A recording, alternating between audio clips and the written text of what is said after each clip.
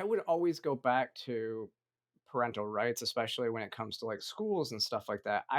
I think in schools we have to look at what the goal is there. I think, like what Florida did with the parental choice bill, I think that's a lot of it's fine because whether a teacher is gay themselves, that's one thing, but it's a different thing when you're presenting, queer theory as an ideology in, classroom settings.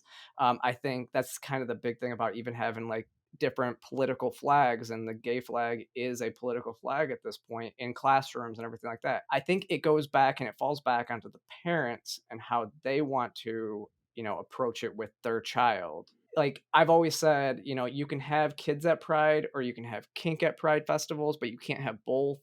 And those are the types of things that we need to look at. I don't see how like drag queen story hours are helpful to the community because drag queens have basically replaced clowns in that regard, I guess. And it's not really like the representation of the community and the love is love crowd that you really want. And so I don't get the push for that either. I think it is predatory because most drag shows are sexual. And so I just think again in schools it just needs to be about learning and then let parents understand. But you should also understand, I mean, bullying of any kind needs to be addressed, like whether it's because the person's homosexual or anything like that. Like, they should be allowed to be who they are and again accepted. And it goes back to gender nonconformity. Like if people are different, like you don't bully them for being different, and you punish the actions of bullying and not necessarily pushing the ideology. And like I said, I have no issues if you have a straight parent or a straight teacher and they're talking about their spouse, which I think that's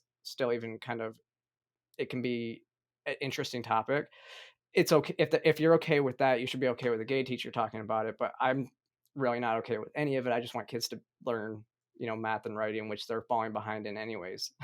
No, that's true. I never knew which of my teachers were like, the men, I had no idea who was married and who wasn't. And Exactly. then with women, the only way you knew was if they had, like, the R in their MRS versus MS, and that was it. But they would never talk about their personal life because they were like, "No, I'm" that'll almost, like, take away the mask of authority in a sense. Like, they come in and they're this figure of attention, and we're here to learn. And if you kind of present them with too much personal information, then it kind of takes that away. Like, now you're kind of one of the peers, which is an interesting concept to me. Yeah, which is always a dangerous thing. Like you get too close to children, and that's one of the things that we're seeing now is especially the biggest thing that we fight against is the hiding of social transitions from parents or hiding this information from parents. Like that, like if a teacher is keeping secrets with children, like that is 3 of 5 steps to grooming. Like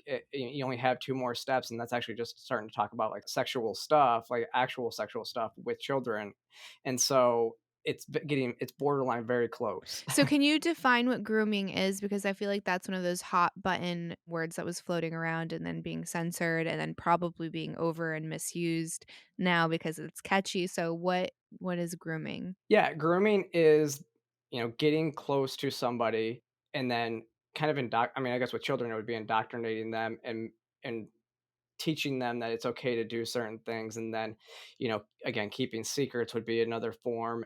And then the end goal of, especially child grooming would be to develop a secret relationship with that child, in different settings. And then usually it takes place through their adolescent years. And then once they become, an adult and it's legal for them to do sexual things, then they would, because they've kind of built this trust relationship. And it's manipulative a lot of times because it's, if you don't do what I want, then we'll I'll tell your parents and all this stuff. And so they can kind of blackmail children into doing more and more stuff that they want as well. So when it comes to self-ID, pronouns, having these conversations around sexuality in the school setting, I think one of the arguments that was for it and justifying not disclosing this to the parents was, well, you know how many parents would be abusive if they found out. So what's your opinion on that perspective? So First of all, I think that that is assuming that the majority of parents would be abusive, even though that 80 something percent of people are accepting of LGBT people. Two, if you believe that any child's parents would be abusive for any reasons, the key is to like you shouldn't just keep a secret for them. You should actually take other steps and possibly go to CPS. Like, that's a completely different story. Like, you're knowingly keeping a child in a dangerous situation. And I don't like CPS. I No. think that they are widely used in a very wrong manner. Mhm. But there are reasons why we have a system like that, and it's supposed to be to protect children. So you're keeping them in that. And I always dive back into the reason why the parental choice bill in Florida was actually created. There's a still lawsuit going on in Southern Florida where a school hid a child's social transition from their parents because their parents' Catholic faith. So again, their Catholic faith is what determined that they would not be accepting of their child. And so they didn't find out about their child's social transition until the child had attempted suicide twice in as many days at school.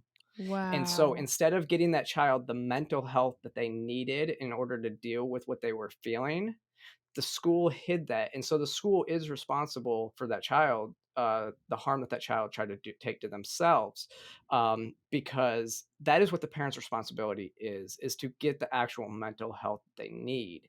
If your child's having, gender issues, take them to a mental health professional and work with them. Make sure that what they are doing is the right thing. Hiding it only makes it worse and makes it even more, it just makes the whole situation worse and makes your anxiety worse. Because I mean, think about if you're a child and your entire school knows you go by different pronouns and everything like that at school. Your friends come over for, to hang out, have a sleepover or whatever.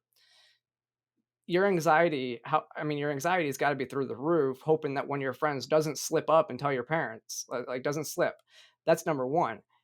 Parents go to parent teacher conferences. Your anxiety is through the roof because now your teacher could possibly slip up and tell your parents, even if on accident. And so it doesn't make anxiety or discomfort better. It actually, I would say, it probably makes it worse. Right, I didn't even actually think about that angle, but that's a really great point too, and then for I would add on it's what are your values, like, is integrity important to you, is honesty important to you, and then bringing home the idea of just assuming that the parent is gonna handle it the wrong way is also I don't think that's s I don't think that's doing justice to most parents, at least most parents that I've met, that they're everyone wants their kid to be happy and healthy and feel loved, so Yeah. I think it's very rare these days, fortunately, that it's not gonna be the case where a kid comes out with whatever, they're going through and the parent just completely shuts them down, and then to assume that you as the school or the teacher care more about that child than the parent is very presumptuous, in my opinion. Yeah, absolutely. I mean, I think like you said, we live I mean, it's 2023. I think most people are kind of like, okay, I mean, if that's the case, then that's the case. Most parents are going to love their kids no matter what. It's not, 1980 right now where this is still just like such a taboo thing to be homosexual.